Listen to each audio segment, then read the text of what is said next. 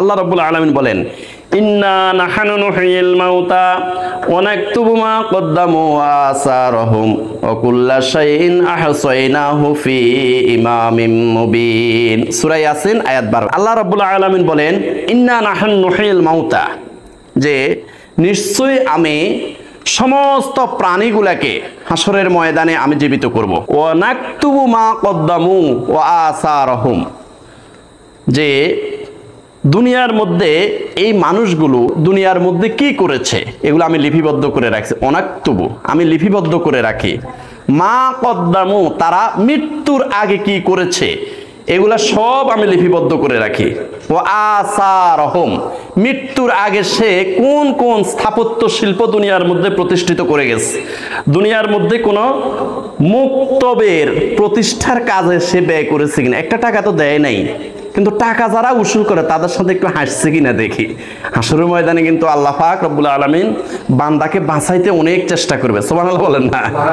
একটা বান্দারে জাহান্নাম থেকে মুক্তি দেওয়ার জন্য আল্লাহ যে কত চেষ্টা করবে হাসরের ময়দানে গেলে এরপরে বুঝবেন। একটা বান্দারে জাহান্নাম থেকে বাঁচানোর জন্য আল্লাহ পাক কত চেষ্টা করবে।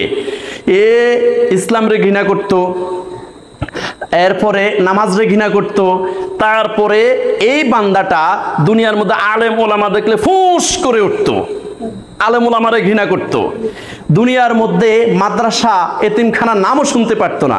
কিন্তু শেষ পর্যন্ত দেখব যে দেখি যারা এই বাজারে বাজারে অথবা যারা গ্রামে গ্রামে মুক্তবের জন্য এতিমখানার জন্য বা একটা মাদ্রাসার জন্য বা মাহফিলের জন্য কালেকশন যে করছে, এ তো জীবনে একটা টাকা দেয় না, এটা আমি আল্লাহ জানি।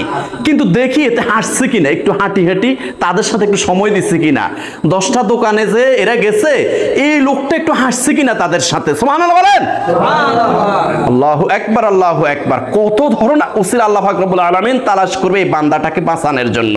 ইয়া আইয়ুহাল্লাযীনা আমানুত্তাকুল্লাহা ওয়াবতাগু ইলাইহিল ওয়াসিলা। আল্লাহ পাক সুবহানাহু ওয়া তাআলা অনেক রকমের চেষ্টা করবে এই বান্দাটাকে জাহান্নাম থেকে মুক্তি দেওয়ার জন্য। আপনি যে একটু হাসছেন কালেকশনের জন্য, এতিমদের চাউল নাই, এতিমখানার মধ্যে আজকে চাউল নাই, রাত্রে খাওয়াবে কি? এই বাচ্চাদের চাউল কালেকশনে যে একটু হাসছেন বা আঙ্গুল দিয়ে দেখাই দিচ্ছেন, ওই ব্যক্তির কাছে যাও। এই যে আঙ্গুল দিয়ে দেখাই দিচ্ছেন, আঙ্গুল দিয়ে আপনি কিন্তু জানো নাই, হাঁটেনও নাই, শুধু দেখাই দিচ্ছেন, ওই আবুল কালাম সাহেবের কাছে যান, ওনার কাছে গেলে হয়তো 1 বস্তা চাউল পাবেন। সুবহানাল্লাহ বলেন। এই যে আঙ্গুল দিয়ে দেখাই দিচ্ছেন আর মুখে যে বলেছেন, এখানে